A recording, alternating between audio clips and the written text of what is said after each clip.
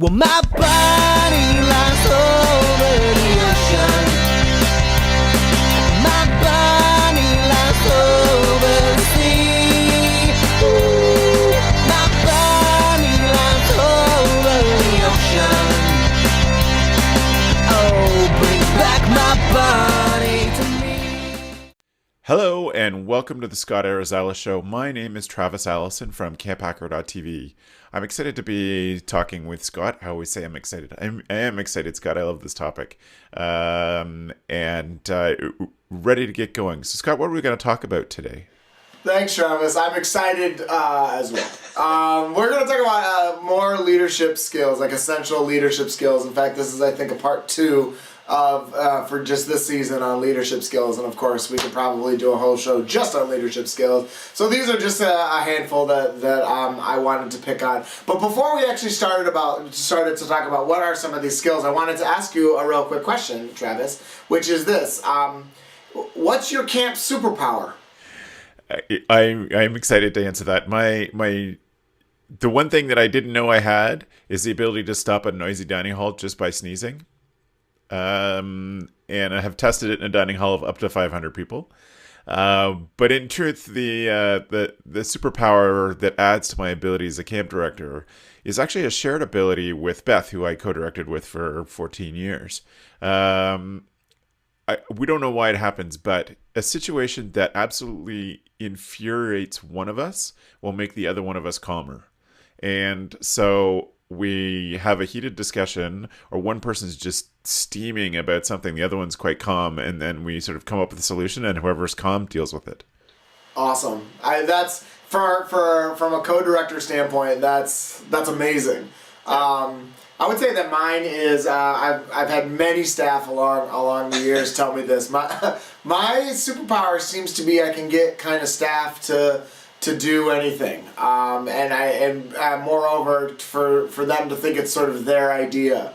I've had many staff tell me that they gear up, emotionally and intellectually to come in and have a conversation with me about what it is that they are absolutely not going to do or whatever, and 10 minutes later they'll leave the office sort of happily thinking that they are going to do this new interesting thing, and then realize that I just somehow convinced them to do what it is they didn't want to do. So some version of Jedi mind tricks, basically. And so much so that now staff will halfway through a conversation will stop and be like, "Are you doing that thing to me?" And I'm like, "No, I want to talk to you about this, whatever." And so the reason why, just so everyone knows, the reason why I wanted to have this conversation with you, Travis, and I love actually the conversation having it out loud, is one, it's really strength-based, because, I think it's fun to think about what it is that we're really good at as far as being camp leaders.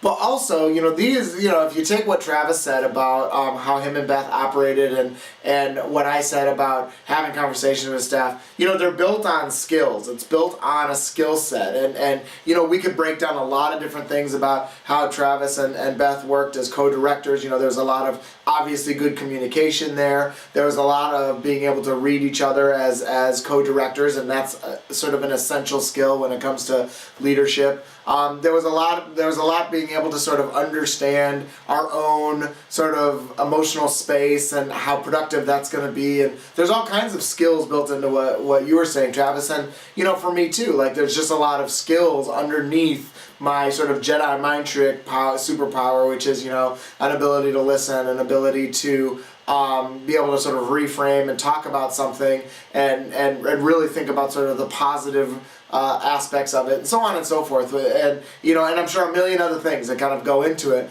The point being, though, is that those things are built on skills, and so I wanted to spend an episode this season just talking more about, well, what are some of those skills? What are some of the things that we can, as directors, should be working on, and how can they sort of develop more superpowers?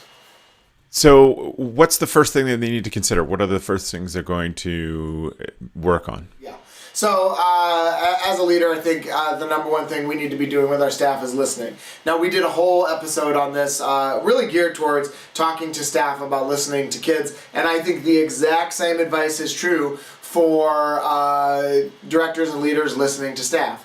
there's actually no difference at all in what the principle is. You need to be carefully listening. When we talk about active listening, I talk about careful listening with my staff. And one of the ways that we talk about that is to listen, always be listening for sort of one of three things. Or maybe all three, but at least one at a time. And that's listening for something you need to know, listening for something you need to do, or listening for something that, or how you need to sort of feel about what it is that's being said right now. If you can really sort of hone the message in on what is it that I'm supposed to know about right now, what is it that I'm supposed to do, or what's some behavior I'm supposed to affect somewhere else. And how should I feel about what it is that's being said to me right now? If we can listen more meticulously for one of those three things, I think how we then turn around and what we do because of the conversation becomes a little bit more rich and a little bit more apt to what's being said to us. As a leader then, Scott, are we a person who's totally focused on ourselves and our own needs? Well, no, that's exactly it. I think that as a leader... and this is good role modeling because this is how we want young people to be with kids as well. But I think there's sort of a selflessness aspect that we need to sort of take on. And the sort of big piece to that is going to sound a little counterintuitive, especially for folks who know me. But I think we need to do a really good job at sort of compartmentalizing our feelings. We as leaders are dealing with a lot over the course of a day. In fact, there was an episode this season where I opened it by talking about just like a really hard day that I had at camp and how like everything seemed to have gone wrong that day. And then a staff member approached me and I just like bit her head off. And that was me not compartmentalizing my feelings. Another good example for me in my personal life is that, I have a really young family who sometimes can be at camp but not always. And that's really hard personally on me. But when I turn around and engage a staff member, I can't sort of drag some of those feelings and some of that stuff into that interaction. Of course I'm human, so of course I do. But what we want to do is try and compartmentalize those feelings, try and keep what's happening over here separate from how we're sort of reacting over here. I mean, I think that's one way that we can really not only role model, but act in sort of a selfless way at camp. I think another big idea when it comes to selflessness, particularly with our staff, is to sort of act or be interested in what it is that they're saying. I'll be really honest with you, Travis. Sometimes I have a very hard time at being interested in what my staff are saying, even if it's relevant, even if it's about camp. I just feel like, you're not seeing the big picture. Like, I kind of don't care about this little incident. Or particularly on a personal level, like, I get a bunch of 19-year-olds telling me about their boyfriend or their girlfriend, and I'm like, yo, I'm done with that. Like, I don't care, but of course I can't approach my staff that way, right? Like, I desperately want them, I want them to feel like I care about them, because I do. And if that's what they want to talk about, well, then I have to act interested. And at the end of the day, I have to employ some skills and some strategies to be like, okay, this is kind of what you're interested in or where you're at. Well, then I got to meet you there. And when it comes to the relevance of camp, we've all, as camp directors, we've all had that moment where we're feeling really frustrated with a staff member because they say something like, they're dealing with like really hard or negative behavior, and they say something like, well, I've tried everything. And it's just like, you just want to like shake them and be like, well, of course you haven't tried everything.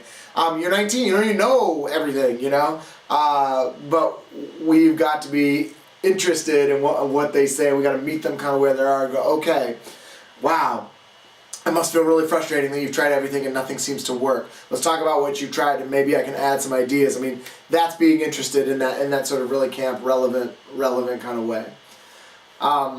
The other sort of pieces to that, I think, is that we as directors, we of course ask this of our staff, but we as directors, to be really selfless, we need to remove a lot of the distractions that are around us. And that's really hard as directors because we're trying to keep our eye on the whole ball, on the whole game.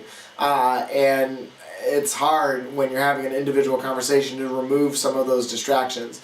Of course, we're not going to look at our watch, we're not going to look at our phone. If we have our computer up or we're sitting behind our desk, we're going to kind of remove that. But I'm also talking about some of those mental distractions. I want us to try and to be really selfless. We need to sort of be here right now with our staff.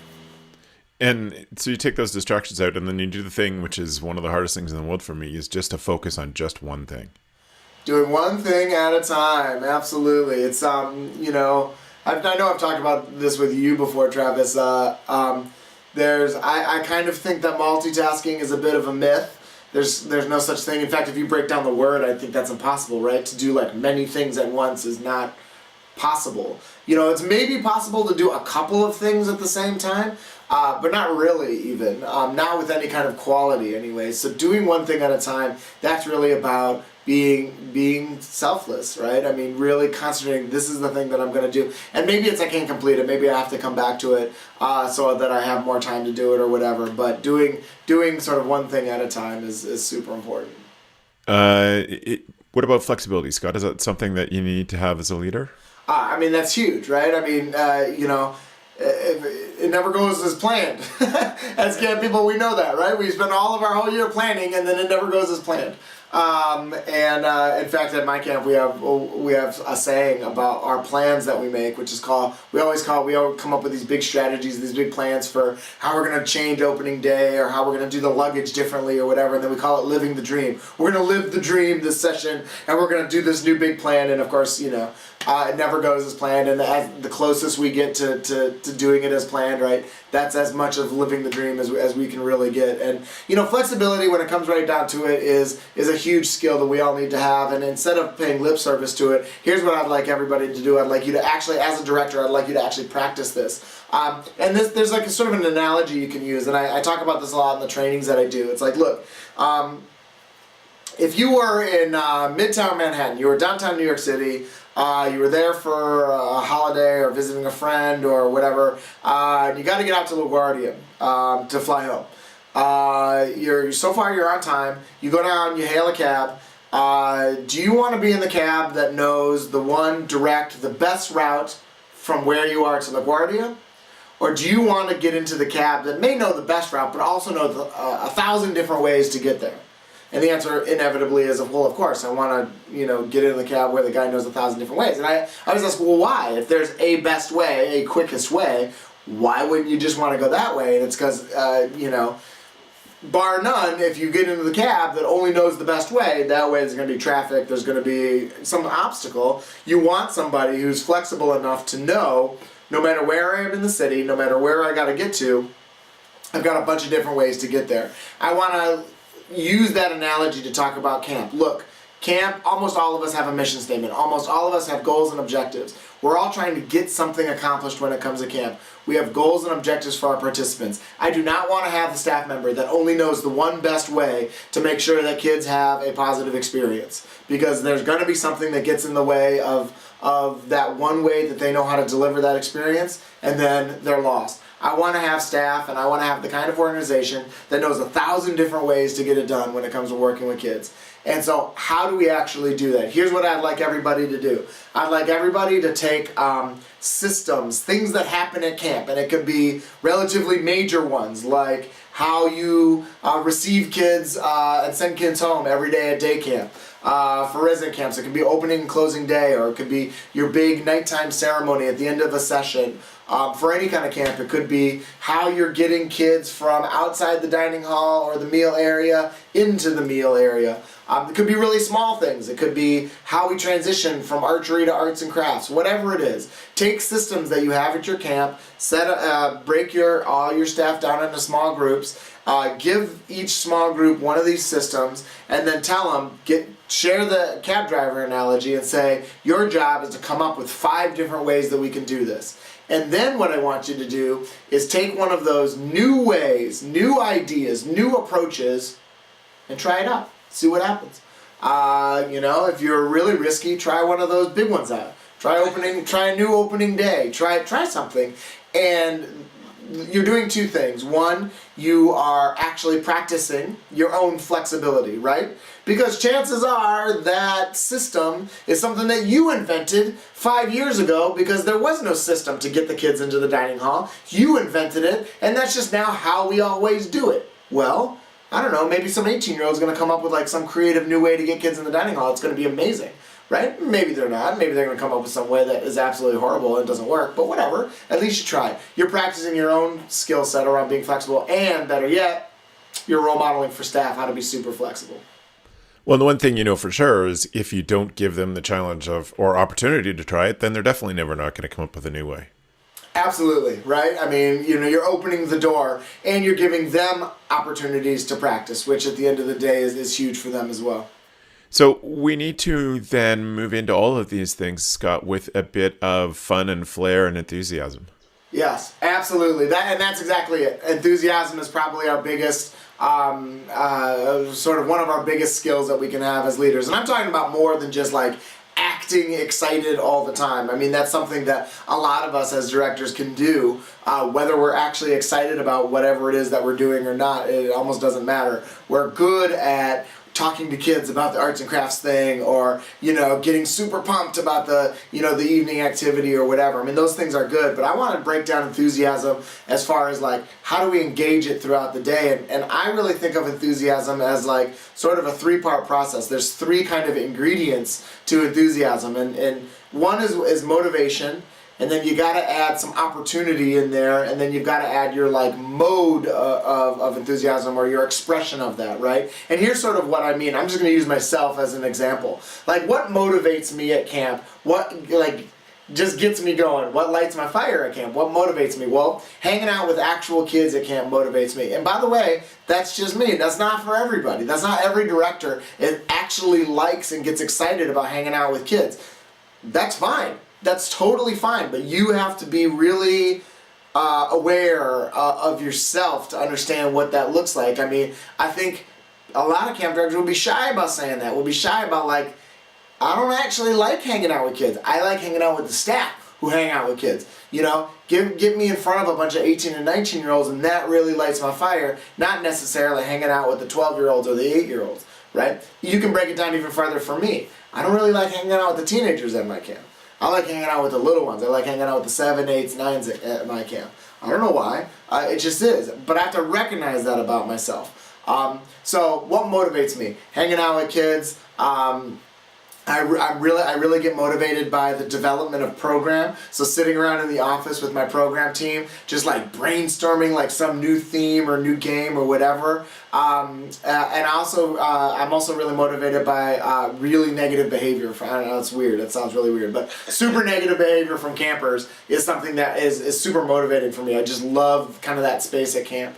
And so if you take some of those things and then you think about opportunities, right? I've got to actively, as the camp director, and as a leader at camp, you've got to actively create opportunities for yourself, right? So I can love hanging out with kids. I can love kids who are showing me really negative behavior, and I can really love and be motivated by coming up with new programs. But if I don't have any opportunities there, if I don't go out and actually hang out with kids, like create an opportunity in my day where I've dedicated to being at an activity area with kids, or create a time each week or in the evening or whenever that we sit around and we do the program brainstorm for next session. If I don't create opportunities, that's an essential ingredient to this kind of level of showing enthusiasm, right? Of exercising the skill called enthusiasm, right?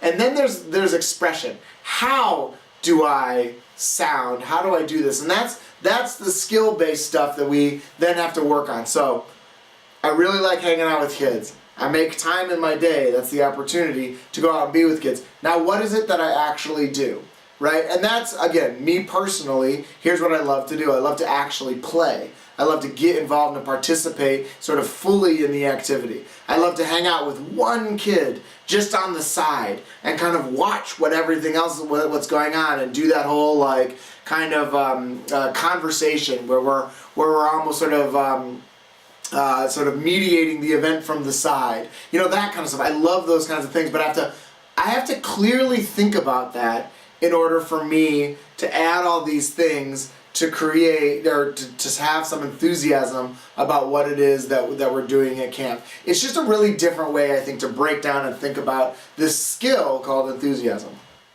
You're saying that you love really negative behavior reminds me of and brings me back to the first question. I think one of my superpowers is that I love emergencies. And emergencies just fit into my brain so well that it makes me calmer when things are going on. And I'm always one of those people that's very calm in an emergency and can see the big picture. And it's just one of those things like yours, kids with bad behavior. It's like, this is where I belong. Totally, and that's a great end to this episode, Travis, because that's what it's all about. What we want to do is the reason why we even talk about different kinds of skills when it comes to leadership or anything else is because we want to, of course, develop these skills into, hopefully, strengths, which is just another way of saying superpowers, right? Again, if you break down Travis's strength around dealing with emergencies, there's some really significant skills that sort of underlay that. And what we want to do as camp leaders and as directors is we really want to be thoughtful and clear about what are some of our strengths, how can we sort of do more of those things to develop more superpowers. Well, thank you very much, Scott. There's some great stuff for us to think about and to apply to our camps. We really appreciate that. For those of you watching, please do click like if there was something in here about selflessness or listening or enthusiasm that really is going to help you out at your camp. Please click the like button below this video. And if you subscribe, we'd really appreciate it. It helps us get our camp videos out to as many people as possible. My name is Travis Allison from camphacker.tv. It's been a pleasure to be with all of you today. And Scott, it's been a pleasure to talk with you. Thanks, Travis. I really appreciate it. My name is Scott Arizala. I'm a summer camp consultant and trainer. You can check out more about what I do at my website called thecampcounselor.com. I'd also love for you to check out my new online staff training resource called the Camp Counselor Insider. And you can check that out at thecampcounselor.com/insider. And in there you can actually find the MP3s of Season 1 of the Scott Arizala Show. So check that out. Thanks again for tuning in, everybody, and we'll see you next summer.